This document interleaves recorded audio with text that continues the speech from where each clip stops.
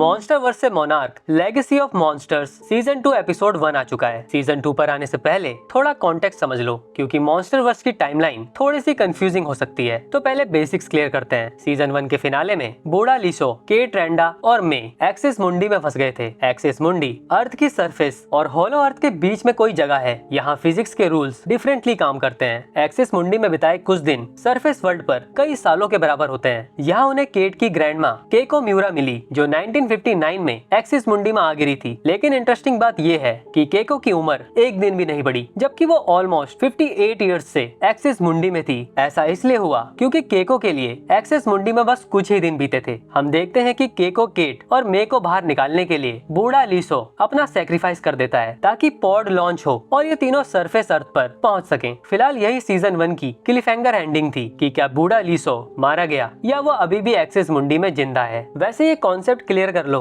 Axis मुंडी और होलो अर्थ दो डिफरेंट जगह हैं। एक्सिस मुंडी होलो अर्थ और सरफेस अर्थ के बीच में कहीं एक जोन बना हुआ है जहाँ फिजिक्स के रूल्स अलग तरह से काम करते हैं। जब केट, मे और केको पोर्टल से बाहर निकले तो उन्हें सरफेस पर केंटारो और हिरोशी मिलते हैं। पर यहाँ ट्विस्ट ये है कि वो एक्सिस मुंडी से 2015 में वापस नहीं आए थे, बल्कि 2017 में पहुंचे थे। मतलब केट, लीसो और मे एक्सिस मुंडी में 2015 में गिरे एंड वहाँ कुछ घंटे बिताए। तब तक सरफेस अर्थ पर 2 साल बीत चुके थे। हमें दिखाया जाता है कि ये सब अभी स्कल आइलैंड पर हैं और इस रेस्क्यू मिशन के पीछे एपेक्स साइबरनेटिक्स का पैसा लगा था। अब जैसे ही इनकी फैमिली मिलती है तभी कॉन्ग की एंट्री होती है, जो काफी गुस्से में दिख रहा था। तो यही थी सीजन 1 की एंडिंग और सीजन 2 का एपिसोड 1 ठीक यहीं से शुरू होता है। एपिसोड की शुरुआत एक जबरदस्त सीन से होती है। लिटरली एक बिग बजट मॉन्स्टर मूवी वाली फील आई। हम सीधा वहाँ पहुँचते हैं जहाँ सीजन 1 खत्म हुआ। स्कल आइलैंड में कॉन्ग एपेक्स की रिसर्च फैसिलिटी को डिस्ट्रॉय करने लगता है। कॉन्ग बहुत गुस्से में है, वो तबाही कर रहा है और यहाँ मौजूद लोग अपनी जान बचाने के लिए भाग रहे हैं। केट, केंटारो, केको, मे और हिरोशी बचते हुए भाग रहे हैं। किसी तरह वो एक हेलीकॉप्टर में जगह बना पाते हैं। जैसे ही हेलीकॉप्टर उड़ता है, कॉन्ग की नजर हेलीकॉप्टर पर पड़ती है। वो इन सबको देख गुस्से में घुर्राता है। देखकर साफ पता चलता है कि कॉन्ग किसी बात से तो बहुत गुस्सा है। हमने कॉन्ग का इंटेलिजेंस लेवल देखा हुआ है, वो कभी भी इंसानों पर बेवजह अटैक नहीं करता, जिसका मतलब कॉन्ग को कुछ तो पता है जो फिलहाल इंसान नहीं जानते हैं। वैसे हमें आगे पता चलता है कि कॉन्ग के इस गुस्से में 16 लोग मारे गए और कई बुरी तरह जख्मी हुए। अब जरा सोचो कॉन्ग इतना गुस्से में क्यों है। मॉन्स्टर वर्स में कॉन्ग स्कल आइलैंड का प्रोटेक्टर है। अगर इंसान उसके रास्ते में ना आए तो वो उन्हें कुछ नहीं कहता, पर इंसानों ने स्कल आइलैंड पर एक्सिस मुंडी के लिए इंटरडायमेंशनल पोर्टल खोल दिया था। एपिसोड में हमें आगे पता चलता है कि कॉन्ग रैंडमली अटैक नहीं कर रहा था,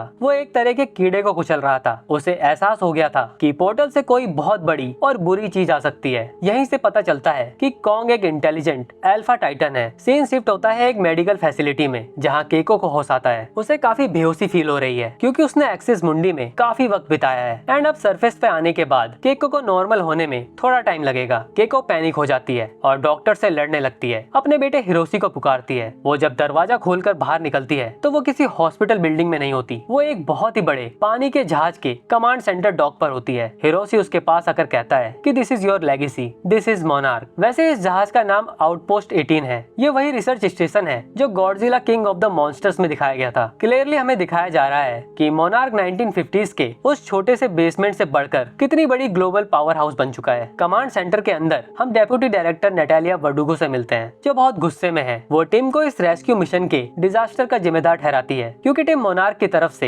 एपेक्स वालों के साथ काम कर रहा था। टिम कहता है कि उन्होंने सारे प्रोटोकॉल्स फॉलो किए थे और कॉन्ग भी शांत बैठा उन्हें देख रहा था। लेकिन अचानक से कुछ तो हुआ जो कॉन्ग को पसंद नहीं आया। तभी केको और केट लीसो को एक्सिस मुंडी से रेस्क्यू करने की बात करते हैं, पर वर्डुगो मना कर देती है। कहती है कि कॉन्ग बहुत गुस्से में है और ऐसे में स्कल आइलैंड जाना सुसाइड मिशन होगा। लेकिन केको का मानना है कि लीसो जरूर एक्सिस मुंडी में जिंदा है। अब कहानी आती है साल 1957 में। ऐसे टाइमलाइन जंप्स हमने सीजन 1 में भी कई बार देखे थे, तो उम्मीद यही रहेगी कि इस सीजन में भी ये चलता रहेगा। यहाँ हम केको और बिल रैंडा के साथ यंग लीसो को देखते हैं, जो चिले के एक दूर दराज गाँव सेंटा सोलेदाद पहुँचते हैं। वो 200 साल पुरानी रिपोर्ट्स का पीछा कर रहे हैं, जहाँ रिपोर्ट्स में समुद्र में अजीब हलचल और एक बड़े से सी क्रीचर का जिक्र है। जैसे ही वो गाँव में कदम रखते हैं, बर्ड्स का एक बड़ा सा झुंड उड़ने लगता है, जो एक अच्छा संकेत तो बिल्कुल नहीं है। गाँव पहुँचने से पहले उनके आपस में थोड़ी नोकझोंक होती है। केको बिल का मजाक उड़ाती है क्योंकि वो कोरिया में एक ऐसे मॉन्स्टर को ढूंढ रहा था जो मेटल खाता था, जिसे वो पुलगसारी कहते हैं। वैसे ये पुलगसारी एक बढ़िया ईस्टर एग है। पुलगसारी नाम की 1985 की एक नॉर्थ कोरियन काइजू फिल्म है जिसके पीछे की कहानी काफी क्रेजी है। North Korean dictator Kim Jong Il ने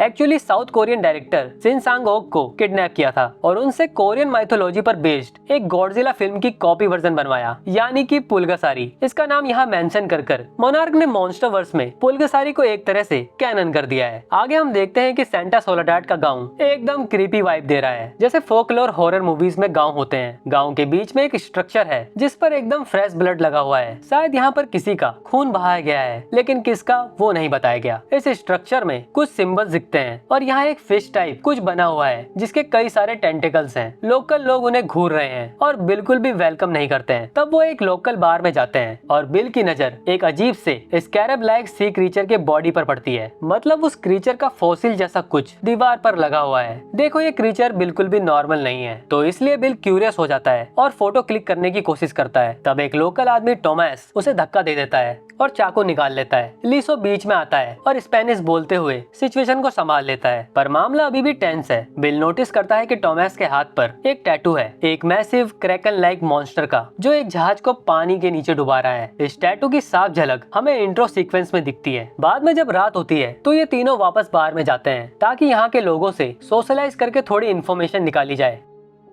लूसिया नाम की लड़की बिल को डांस करने के लिए फोर्स करती है। जब बिल ऑकवर्ड होकर डांस कर रहा होता है तब हमें ली और केको के बीच में काफी इंटरेस्टिंग सीन दिखाया जाता है। इन दोनों के बीच जो केमिस्ट्री है वो हम क्लियरली देख पाते हैं। ऑफ कोर्स ली केको से प्यार करता है, लेकिन कीको अब बिल के साथ है और कुल मिला के केको कहती है कि ली तुम अब लाइफ में आगे बढ़ जाओ, सेटल हो जाओ। लेकिन सीजन 1 देखने के बाद हमें पता है कि ली सो लाइफ में कितना आगे बढ़ा। सीन देखकर ऐसा लगता है जैसे कीको भी गिल्टी फील करती है क्योंकि उसको ली की आंखों में प्यार दिखता है एंड उसके साथ डेली काम भी करना पड़ता है और इसलिए वो ली को आगे बढ़ने को कह रही है। वैसे ये सीन काफी इंटरेस्टिंग है जो दिखाता है शो की असली ट्रेजेडी, यानी ली, केको और बिल का लव ट्रायंगल। केको बिल के साथ है और ली अगले 60 साल वही लाइफ याद करके गुजारेगा जो उसकी हो सकती थी। इसी बीच डांस करते हुए लूसिया बिल को सच बताती है, कहती है कि जिस सी क्रीचर को तुम ढूंढ रहे हो वो हम लोगों के लिए एक गॉड है, एक रिलीजन है। गाँव वाले सी गॉड की पूजा करते हैं जिसे वो एल ग्रैंडियोसो डेल मेर कहते हैं, मतलब the great god of the C.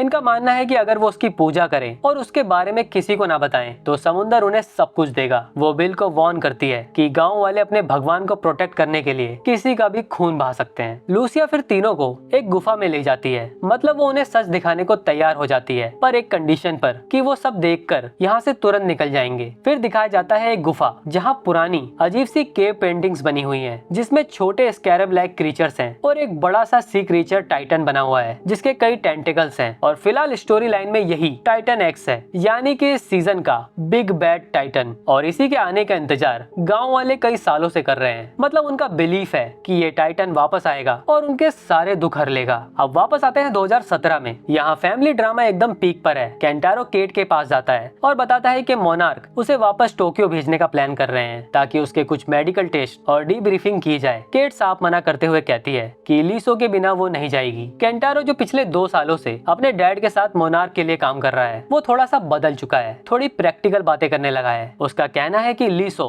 100 feet नीचे गिरा था, हो सकता है वो वहीं मर गया हो, लेकिन केट का गिल उससे आगे बढ़ने नहीं दे रहा है। देखो केट को गिल्ट शायद इसलिए है क्योंकि उसको बचाने के लिए लीसो एक्सिस मुंडी में फंस गया। गॉडजिला अटैक के टाइम पर भी उसके कई स्टूडेंट्स उसके सामने मारे गए थे, वो तब भी कुछ नहीं कर पाई थी। अब अगर टाइमलाइन की बात करूं तो हम है 2017 में, मतलब गॉडजिला द्वारा सैन फ्रांसिस्को की तबाही को 3 साल बीत चुके हैं। वैसे इस दिन को मॉन्स्टर वर्स में जी डे भी कहा जाता है और किंग अडोरा के आने में अभी 2 साल बाकी हैं, मतलब वो 2019 में आएगा। इस टाइम तक दुनिया को टाइटन्स के बारे में पता है क्योंकि सबने गॉडजिला को देख लिया है और मोनार्क अभी भी टाइटन्स पर रिसर्च कर रहा है। हम देखते हैं कि केट हिरोशी से कहती है कि वो लीसो को बचाने स्कल आइलैंड जा रही है। हिरोशी उसे मना करता है, कहता है कि अभी खतरा है और कॉन्ग ने वहाँ सब कुछ डिस्ट्रॉय कर दिया है। लेकिन केट की जिद देख हिरोशी भी उसके साथ चलने को राजी हो जाता है। इसी बीच मे से मिलने आती है एपेक्स साइबरनेटिक्स की एग्जीक्यूटिव ब्रेंडा हॉलैंड। ब्रेंडा बताती है कि एपेक्स ने इनको एक्सेस मुंडी से वापस लाने वाले रेस्क्यू ऑपरेशन के लिए बहुत सारा पैसा खर्च किया है और वो मे को एक बड़ा ऑफर देती है। वो कहती है कि एपेक्स बस ये पता लगाना चाहता है कि इंसान और टाइटन्स साथ में कैसे रह सकते हैं, मतलब को एग्जिस्टेंस, और उन्हें ये जानने के लिए मे की कोडिंग एक्सपर्टीज चाहिए, मतलब मे का लिखा कोड चाहिए। ब्रेंडा का मानना है कि मे बहुत इंटेलिजेंट है और उसकी इंटेलिजेंस एपेक्स को चाहिए। इसके बदले वो एपेक्स में उसे जॉब देंगे और बढ़िया पैसा भी मिलेगा, मतलब मे की लाइफ सेट हो सकती है। देखो एपेक्स साइबरनेटिक्स का ये कहना कि वो को एग्जिस्टेंस चाहते हैं, मतलब इंसान और टाइटन्स एक साथ सेफली रह सके, ये बात मॉन्स्टर वर्स का सबसे बड़ा झूठ है। हमें गॉडजिला वर्सेस कॉन्ग से पता है कि एपेक्स एक्चुअली मेका गॉडजिला डेवलप कर रहे हैं ताकि वो टाइटन्स को पूरी तरह से खत्म कर सके। वो को एग्जिस्टेंस नहीं बल्कि वर्ल्ड डोमिनेशन चाहते हैं। ब्रेंडा को बस मे का कोड चाहिए ताकि वो ultimate Titan killing machine mechanical Godzilla बना सकें। अब देखना इंटरेस्टिंग होगा कि क्या मे इनको अपना कोड देगी, और दूसरी बात, क्या मे के कोड से ही मेका गॉडजिला बनाया गया था? यह अभी फिलहाल कंफर्म नहीं है। मे ये ऑफर रिजेक्ट कर देती है क्योंकि उसे पता है कि ब्रेंडा बस एपेक्स के सीईओ वॉल्टर सिमंस की नजरों में अच्छा बनना चाहती है। केट मे के पास आती है और उससे हेल्प मांगती है कि वो एक बोर्ड चुराकर सो को रेस्क्यू करने जा रहे हैं स्कल आइलैंड में। मे मान जाती है और कंट्रोल रूम में टिम का ध्यान भटकाती है, ये प्रिटेंड करके कि उसे जी-टेस सैटेलाइट ट्रैकिंग सिस्टम में बहुत इंटरेस्ट है। जब टिम का ध्यान भटक जाता है तब केट, केंटारो और हिरोशी चुपके से लोडिंग डॉक पर जाते हैं और एक स्पीड बोट को चुरा लेते हैं। टाइम रहते मे भी इनके साथ चली जाती है। जब वो वहाँ से निकल रहे होते हैं, ये लोग अब सीधा स्कल आइलैंड की तरफ निकल जाते हैं और वहाँ पहुंचकर उन्हें भयंकर तूफान को क्रॉस करना पड़ता है जो स्कल आइलैंड को घेरे हुए हैं। ये तूफान आइलैंड को हमेशा घेर के रखते हैं, जो हमें कॉन्ग स्कल आइलैंड में दिखाया भी गया था। केंटारो कहता है कि ये तूफान धीरे धीरे कॉन्ट्रैक्ट हो रहा है, सिकुड़ रहा है, मतलब छोटा हो रहा है, जिसका मतलब इनके पास 6 घंटे हैं पोर्टल खोलकर सो को वापस बाहर निकालने के लिए, वरना ये भी इस तूफान की चपेट में आकर मारे जाएंगे। वैसे ये तूफान का छोटा होना इंटरेस्टिंग डिटेल है क्योंकि गॉडजिला वर्सेस कॉन्ग में बताया गया था कि इन्हीं तूफानों की वजह से स्कल आइलैंड में रहने वाली ईवी ट्राइब मारी गई थी और कॉन्ग बस जिया नाम की बच्ची को बचा पाया था। And in the and Kong को हॉलो अर्थ में ले जाया गया क्योंकि इन्हीं तूफानों की वजह से स्कल आइलैंड का ओवरऑल एनवायरनमेंट बिगड़ने लगा था। तो ये कॉन्टिन्यूटी मुझे काफी अच्छी लगी। खैर ये सब आइलैंड में एंटर होते हैं। यहाँ हम बड़े से क्रैब लाइक क्रीचर्स को भी देख सकते हैं। फिर ये एपेक्स के बेस की तरफ जाने लगते हैं। वहाँ ये एक्सेस मुंडी का पोर्टल ओपन करके सो को बाहर निकालेंगे। जब वो घने जंगल से गुजरते हैं उन्हें झाड़ियों में छुपना पड़ता है। जब एक भयानक चमगादड़ जैसा क्रीचर दूसरे क्रीचर पर अटैक करता है, वो अपने मुंह से बायो इलेक्ट्रिसिटी का एक झटका छोड़ता है और दूसरे क्रीचर को फ्राई करके खा जाता है। वैसे थोड़ा रिसर्च करने पर पता चलता है कि इस चमगादड़ जैसे क्रीचर का नाम साइको वल्चर है। इस साइको वल्चर को सबसे पहले Skull Island the Birth of Kong prequel comic में दिखाया गया था। इनके पास थर्मल विजन होता है और ये अपने मुंह से बिजली छोड़ सकते हैं। कॉमिक्स में दिखने वाले क्रीचर को लाइव एक्शन में दिखाना काफी सही था। वैसे इस एपिसोड में केट और मे को काफी क्लोज दिखाया गया है। सीजन 1 से हमें पता है कि केट एक लेस्बियन कैरेक्टर है और इसने अपनी गर्लफ्रेंड को भी चीट किया था। क्या पता केट और मे के बीच में कोई लव एंगल दिखाया जाए। वैसे पास्ट में मे और केंटारो भी एक साथ रह चुके हैं। आगे एक बढ़िया सीन आता है जब ये खाली मैदान में आते हैं और रियलाइज करते हैं कि वो सोते हुए कॉन्ग के बिल्कुल पास खड़े हैं। ये वहाँ से छुपके से निकलने की कोशिश करते हैं पर कॉन्ग नींद में थोड़ा हिलता है। उसका इतना बड़ा हाथ जोर से गिरता है और केट बस कुछ दूरी से बच जाती है। ये सीन बढ़िया था जो दिखाता है कि कॉन्ग कितना बड़ा है। कॉन्ग के लिए इंसान लिटरली कीड़े मकोड़े हैं। इसी बीच आउटपोस्ट 18 पर केको को होश आता है। अब वो बेटर फील कर रही है। टिम उसे कमांड सेंटर दिखाता है और समझाता है कि अब टेक्नोलॉजी काफी एडवांस हो चुकी है। टिम कहता है कि केको ही मोनार्क को वापस पहले जैसा बना सकती है। देखो टिम एक नर्ड बंदा है जो केको के काम की बहुत रिस्पेक्ट करता है, इसलिए वो चाहता है कि केको इस नई दुनिया में ढलना सीखे। एंड इस सीन का मीनिंग हमें आगे समझ आएगा। केको को कॉन्ग की तबाही करने वाली सिक्योरिटी फुटेज दिखाई जाती है। वो टेक्नीशियन से फुटेज को एनहांस करने को कहती है। स्क्रीन के एक कोने में एपेक्स के इक्विपमेंट के पास एक भयानक स्कैरेब लाइक क्रीचर दिखता है जो केको ने 1957 में चिली के गाँव में भी देखा था। केको को समझ आता है कि कॉन्ग इंसानों पे गुस्से में अटैक नहीं कर रहा था, वो अपने आइलैंड को बचा रहा था क्योंकि वो वहाँ का गार्डियन है। उसने पोर्टल खुलते ही फील किया और उसे समझ आ गया कि एक्सेस मुंडी से कुछ तो सरफेस वर्ल्ड पर घुसने की कोशिश कर रहा है। मतलब कॉन्ग बस उन कीड़ों को खत्म कर रहा था और पोर्टल को डिस्ट्रॉय करके अपने आइलैंड को बचाना चाहता था। तभी डायरेक्टर वर्डुगो को फाइनली पता चलता है कि एक बोट और हिरोशी और उसके बच्चे गायब हो चुके हैं। केको कहती है कि केट और हिरोशी वही पोर्टल फिर से खोलने वाले हैं जिसे कॉन्ग ने अभी डिस्ट्रॉय किया है। वर्डुगो टीम और केको के साथ अपनी टीम लेकर हेलीकॉप्टर से सीधा स्कल आइलैंड की तरफ निकल जाती है। आइलैंड पर केंटारो और मे को बैकअप जनरेटर स्टार्ट करने के लिए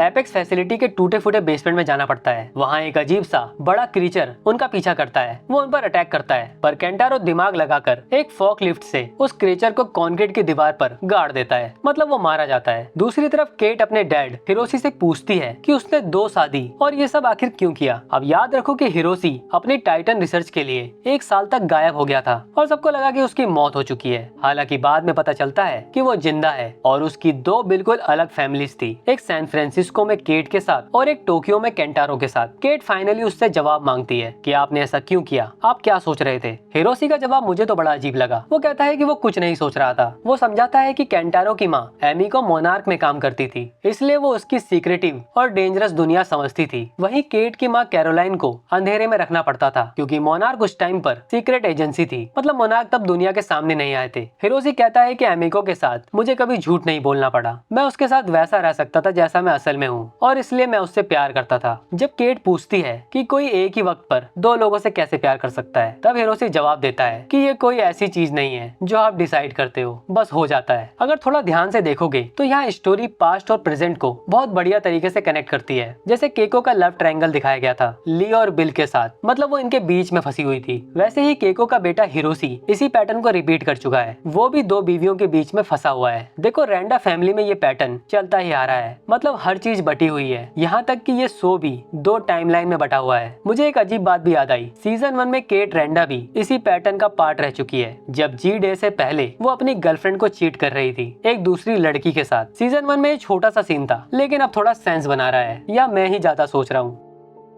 खैर जनरेटर्स ऑन करके पावर वापस आ जाती है। हिरोशी किसी तरह सब कुछ जोड़ देता है, पर केट को वार्न करता है कि इन डैमेज और अनटेस्टेड कंडीशन में पोर्टल खोलना बहुत खतरनाक है। ठीक उसी वक्त वर्डिगो के हेलीकॉप्टर्स वहां पहुंच जाते हैं। केको केट को रोकते हुए कहती है कि अगर तुमने वो पोर्टल खोला तो पता नहीं वहां से क्या चीज बाहर निकल आए। केको उससे रिक्वेस्ट करती है, लेकिन केट का गिल्ट इन सबसे बड़ा था। वो बटन दबा देती है, एक्सेस मुंडी का पोर्टल खुल जाता है। एक्सेस मुंडी में लीसो बिल्कुल जिंदा है। वो एक छोटी सी कॉम्बैक्ट नाइफ पकड़े हुए एक बड़े से बोर लाइक क्रीचर से लड़ने की तैयारी कर रहा है, पर इससे पहले वो क्रीचर अटैक कर पाता, आसमान फट जाता है। पॉड एक्सिस मुंडी पर आकर गिरता है और सो समझ जाता है कि यही मौका है यहाँ से निकलने का। पर पोर्टल की एनर्जी बीम सिर्फ पॉड को अट्रैक्ट नहीं करती, बल्कि वो पूरे एक्सिस मुंडी पर इम्पैक्ट डालती है। जैसे ही सो पॉड की तरफ भागता है, जमीन हिलने लगती है और वही स्कैरब जैसे क्रीचर्स झुंड में मिट्टी से बाहर निकलकर सो के पीछे भागने लगते हैं, या कह लो पोर्टल की तरफ भागने लगते हैं। और तब पोर्टल की बीम सीधा पहाड़ जैसी दिखने वाली चीज पर पड़ती है और तब वो पहाड़ हिलने लगता है। ये है टाइटन एक्स, सेंटा सोलेडाड का वही सी गॉड। ये एक बहुत ही बड़ा टाइटन है जिसके टेंटिकल्स पर कांटे निकले हुए हैं। ये एक्सिस मुंडी में हाइबरनेट कर रहा था, मतलब सो रहा था, या ये हो सकता है कि टाइटन एक्स को यहाँ कैद किया गया हो, लेकिन अब इंसानों ने इसके लिए दरवाजा खोल दिया है। सो पॉड के अंदर जाता है और एक स्कैरब भी पॉड में घुस जाता है, जिसे आखिरकार सो मार डालता है। हम देखते हैं कि टाइटन एक्स खुद को हमारी दुनिया में खींचने लगता है। इस टाइटन एक्स का साइज काफी मैसिव है। जब मोनार्क की टीम पीछे भागती है, तब टाइटन एक्स का एक टेंटिकल वर्डुगो को जोर से लगता है, जिससे ऑफ कोर्स वो मारी ही जाएगी। वो एक पल में गायब हो जाती है। फिर जब सो पॉड को लॉन्च करता है, पॉड रॉकेट की तरह वापस सरफेस पर आ जाता है। सो पॉड से बाहर निकलता है। कॉन्ग बहुत गुस्से में वहां पहुंचता है। वो पोर्टल मशीन को देखता है और उसे डिस्ट्रॉय कर देता है, जिससे एक्सिस मुंडी का पोर्टल बंद हो जाता है। लेकिन तब तक टाइटन एक्स सरफेस पर आ चुका था। कॉन्ग टाइटन एक्स को रोकने के लिए काफी लेट हो गया है। टाइटन एक्स समुद्र में यानी कि पैसिफिक ओशन में निकल चुका है। कॉन्ग फ्रस्ट्रेटेड है क्योंकि वो टाइटन एक्स का पीछा गहरे पानी में नहीं कर सकता है। ये हमने गॉडजिला वर्सेस कॉन्ग में देखा ही था कि कॉन्ग समुद्र में उतना स्ट्रांग नहीं है। फिर कॉन्ग मुड़ता है और मोनार्क के हेलीकॉप्टर्स को देखता है। कॉन्ग के एक्सप्रेशन से साफ पता चलता है कि वो कह रहा है कि तुमने ये क्या कर दिया, उस टाइटन को बाहर निकालकर बहुत बड़ी गलती कर दी। एंड यहीं ये एपिसोड एंड हो जाता है। अब बात करें इस एपिसोड की, तो ये बढ़िया स्टार्ट है सीजन 2 के लिए। पहला ही एपिसोड सीजन 2 की पूरी स्टोरी लाइन सेटअप कर देता है। एपिसोड का टाइटल है कॉज एंड इफेक्ट, जो परफेक्टली दिखाता है केट का डेस्परेट और इमोशनल डिसीजन लीसो को बचाने का। एंड अब इस डिसीजन का इफेक्ट एक बड़े टाइटन के रूप में आ चुका है। इन्होंने लीसो को तो वापस पा लिया, पर किस कीमत पर। वर्डुगो मर चुकी है, कॉन्ग भी परेशान है और टाइटन एक्स पैसिफिक ओशन में खुलेआम घूम रहा है। और सबसे डरावनी बात यह है कि कॉन्ग जमीन पर तो एक अल्फा टाइटन है, पर पानी में वो काफी कमजोर है। हमने गॉडजिला वर्सेस कॉन्ग में देखा था कि गॉडजिला ने कॉन्ग को समुद्र में डुबा ही दिया था। कॉन्ग समुद्र में टाइटन एक्स से नहीं लड़ सकता, जिसका मतलब ये काम गॉडजिला को ही करना पड़ेगा। टाइटन एक्स पक्का गॉडजिला का ध्यान अपनी तरफ खींचेगा, जिससे इन दोनों टाइटन्स के बीच फाइट हो सकती है। वैसे अभी तक टाइटन एक्स का कोई ऑफिशियल नेम रिवील नहीं किया गया है। वैसे एक चीज बड़ी अजीब लगी मुझे, इन्होंने वर्डिगो को बड़ी जल्दी निपटा दिया, जबकि सीजन 1 में उसका ठीक ठाक रोल था। शायद ये इसलिए किया गया है ताकि केको को वो पोजीशन दी जाए। वो वैसे भी मोनार्क की ओरिजिनल फाउंडर है और केको और टीम का ये सीन भी इसी तरफ इशारा कर रहा है। लेकिन यहाँ एक प्रॉब्लम और भी है कि अगर केको को पोजीशन मिलती है तो वो कभी फ्यूचर मूवीज में क्यों नहीं दिखी, ये तो खैर आगे ही पता चलेगा। एपिसोड ओवरऑल बढ़िया था। अगर आपको ये वीडियो पसंद आया हो तो आपको पता है क्या करना है, लाइक एंड सब्सक्राइब कर दो और अपने रिएक्शन और थॉट्स कमेंट्स में लिख सकते हो। Happy watching.